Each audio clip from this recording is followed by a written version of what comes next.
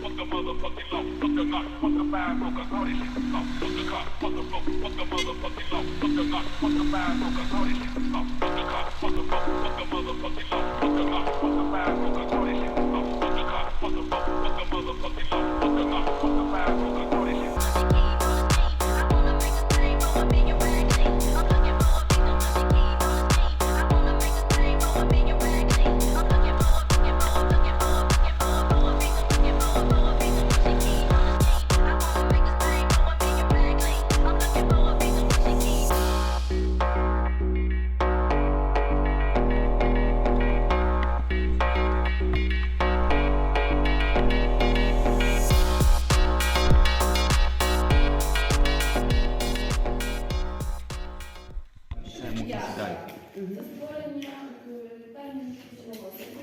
Української літератури.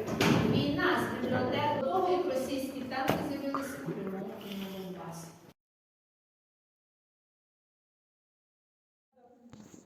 Вже багато в кого з'явилися гіроскутера, електросамокати.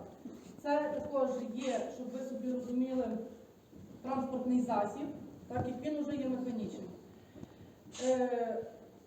Саме головне про те, щоб ви ніколи не нехтували перш за все своєю безпекою. Це